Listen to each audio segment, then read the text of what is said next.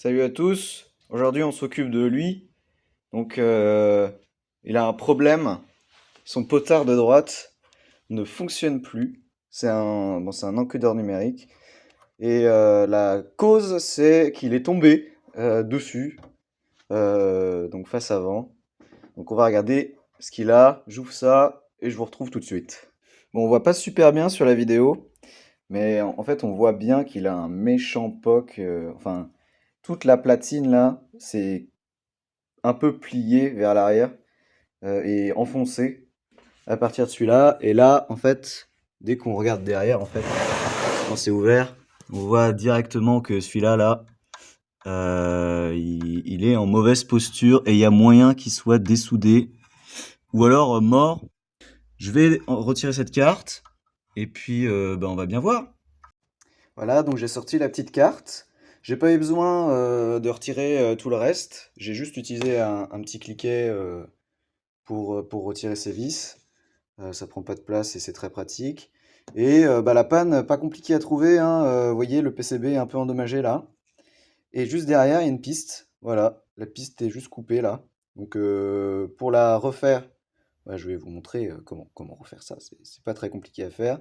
L'encodeur numérique a pas l'air dessoudé. J'aurais préféré que ça soit lui qui dessoude que les pistes, qui soient pétées, mais bon.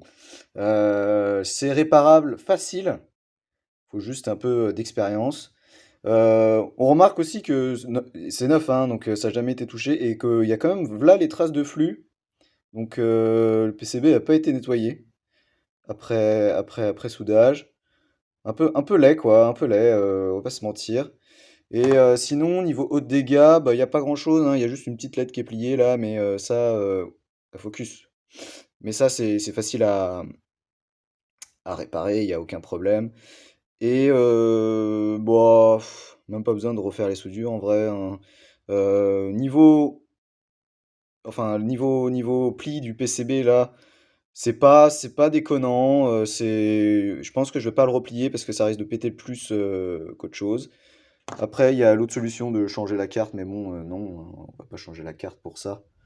Ça n'a aucun sens de faire ça. Donc je répare ça. Et je vais essayer de vous filmer ça. Ça va être un peu chiant, mais je vais essayer. Donc ce que je vais faire, c'est en fait je vais pas réparer les pistes. Je vais carrément tirer un fil donc des pattes vers le connecteur directement. Ça sera beaucoup plus facile à faire. Et ensuite on mettra un petit point de colle pour pas que ça se barre. Et ça devrait le faire sans aucun problème. Donc ça c'est pas compliqué, hein, souder un petit fil. C'est à la portée de n'importe quelle personne, normalement. Faut juste pas trop tout casser, quoi. Enfin, faut pas chauffer trop, pas rester longtemps. Bien étamer le fil avant de faire ces trucs. Je vais vous en faire un et puis je ferai le deuxième en vidéo là. Enfin, je vais en faire en vidéo et je ferai le deuxième sans vidéo. Ça va être exactement la même chose. Donc déjà, ce qu'on va faire, c'est qu'on va bien tester que les deux pistes là sont coupées avant d'en réparer une que ça sert à rien de la refaire. Bon, là, je vais quand même faire les deux parce que ça a l'air vraiment couper les deux. Et puis au pire, il y a un signal là qui... Ouais, il va galérer à passer là. Donc, ouais. Donc, on sort le multimètre et c'est parti. Bon, sans surprise, les deux pistes sont cassées. Donc, pour tester ça, vous prenez votre multimètre, vous le mettez en mode ohmmètre. Et vous suivez la piste là, vous mettez une sonde sur un côté, une sonde sur l'autre. Si ce truc-là, ça dit 0.000, pas 0L, hein. 0L c'est hors limite. Si ça fait 0 comme ça, c'est que il y a court-circuit, donc la piste n'est pas cassée. Et si ça fait hors limite, ça veut dire que la piste est cassée. Et là, les deux sont cassés. Donc voilà, réparation facile à faire. Allons-y. Voilà, j'y vais. Donc j'ai dénudé le fil, pas trop, hein, un tout petit peu, ça suffit. Ensuite, je prends mon fer et puis je vais simplement étamer le fil. Donc je prends l'étain sur mon fer, je mets le fil juste à côté et hop, on lui met bien dans sa gueule. Voilà, pour enlever, on fait tomber sur le plan de travail, il n'y a aucun problème. Voilà, le fil est étamé là. Et ensuite, il n'y a plus qu'à le souder sur la carte. Donc d'abord, on va faire chauffer l'endroit où est-ce qu'on va le souder. Donc ici, moi, je vous rappelle que les pistes qui sont cassées, elles sont là. Donc ça va être les deux côtés du potard là. Donc je vais le chauffer, lui remettre un peu d'étain juste pour que la soudure soit bien facile à prendre. Donc je remets un peu d'étain. Plus il y a d'étain sur le fer, pas trop hein, évidemment, plus le transfert de chaleur est bon et plus ça va souder facilement. Ensuite, il suffit juste de poser mon fil. Donc je vais essayer de faire ça. C'est un peu compliqué parce que la caméra est carrément à l'endroit où je travaille. Alors, hop, j'essaye de pas trop. Voilà, hop. Bon, là, c'est un peu moche, hein, il y a un gros pâté. Donc, normalement, on travaille avec la gravité, hein, on travaille comme ça, comme ça. Ensuite, vous mettez votre fer par en dessous et la bille d'étain coule par gravité sur votre fer. Et voilà. Donc là, c'est soudé. Si on tire, hein, ça tient bien, il n'y a aucun problème. Ensuite, on le fait passer un peu sur le côté, voilà. Enfin, on va le remettre en fait de l'autre côté. Je vais couper un bout.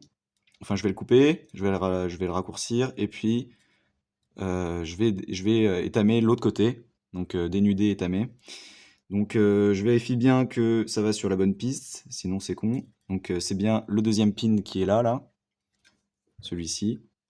Donc bah, c'est parti. On refait la même opération. Donc déjà, ce que je vais faire, c'est que je vais le couper, histoire d'avoir pas 40 mètres de fil dans mon enceinte. Ensuite, je dénude, donc pince à dénuder, cutter, enfin là, vous faites comme vous voulez. Voilà, donc là, j'ai dénudé un tout petit peu, hein, pareil, hein, il n'y a pas besoin de faire des gros... Enfin, de dénuder beaucoup, en fait, si vous dénudez beaucoup, le problème c'est que après le fil il peut se barrer, vous devez le couper, sinon ça risque de toucher les autres trucs, donc autant pas dénuder des masses. De toute façon, avec la chaleur, il y a la gaine qui va se rétracter, ça c'est sûr et certain. Donc hop, on lui remet un peu d'étain dans ses gueules, voilà, c'est étamé, et puis on va aller souder directement. Donc là, voilà, donc je vais d'abord rechauffer le pin. Le pin qui est à souder. Je vais en profiter pour réchauffer le deuxième, qui est juste à côté. Voilà. Hop. D'ailleurs, ça a soudé le fil. Hop, voilà. Un petit coup de paille de fer sur votre fer, comme ça, bah, il est tout neuf. Hop. Vous voyez, là, le fil s'est dénudé beaucoup parce que la gaine a chauffé un peu et elle s'est rétractée. Donc, d'où l'importance de ne pas dénuder des masses au début. Je vais essayer de faire un peu un truc propre. Donc, j'essaye de le mettre avec mes deux mains. J'essaye de faire ça un peu esthétique quand même, que je passe pas pour un guignol. Hop, voilà, bon, il est là, super. Hop, on lui met un petit coup d'étain. Bon, là, c'est pas terrible. Il est un peu au-dessus. Bon, c'est soudé, hein, mais bon, c'est pas beau. Ah, voilà, super. Mon étain est pas terrible, mais bon. Voilà, donc là, j'ai ressoudé sur le... Je vois pas mon écran. Voilà. Donc j'ai ressoudé sur la piste, donc on voit bien. Là, ça touche pas, c'est bon, tout va bien. Super, donc bah, je vais faire le deuxième. Hop, sous vos yeux ébahis. On met un peu, on réchauffe. On lui met plein la gueule, voilà. On peut même recouper un coup. Voilà. Et on le met sur le deuxième. Donc je chauffe d'abord la soudure qui est un peu sèche. Hop, voilà. Je prends mon fil. Donc là, il n'y a pas de puissance hein, qui passe, hein, donc du petit fil, ça suffit large. Hein. De toute façon, regardez le diamètre de la piste. C'est absolument ridicule. Hop, voilà.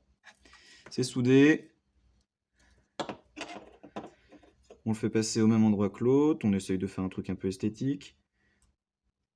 Hop, voilà. On coupe ici. On dénude. Voilà. On lui remet de l'étain. Super. Je vais recouper un peu, parce que là, ça a vraiment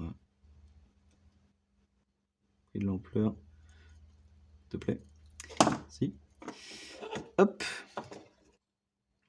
Et puis, je vais souder directement sur le pin.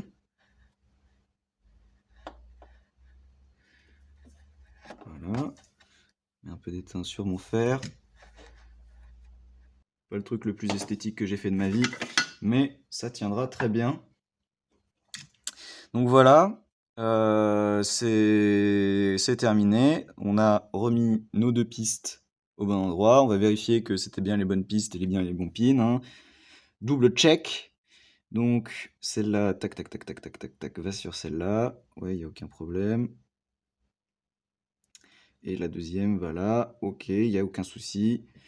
On peut même tester. Bah non, il n'y a pas besoin de tester, hein. Là, on voit bien que la piste est en bon état sur le troisième. Voilà, donc petite réparation. Vous allez me dire, mais ça se trouve, ça marche pas. Alors, on va tester et normalement, ça sera bon. Il n'y a aucun souci. Je redresse du coup la petite LED, comme ça, c'est propre. Voilà. Et puis, je remonte ça. Allez, c'est parti.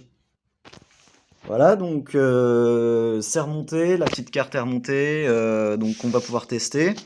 Donc là, le système, j'ai branché cette enceinte magnifique en cours de construction.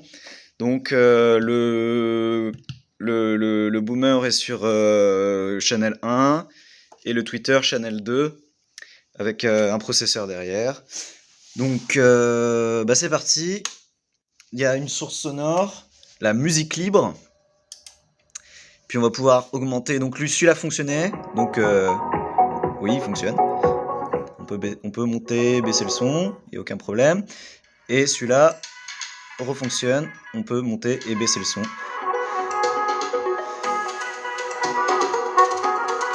Super. C'est donc réparé.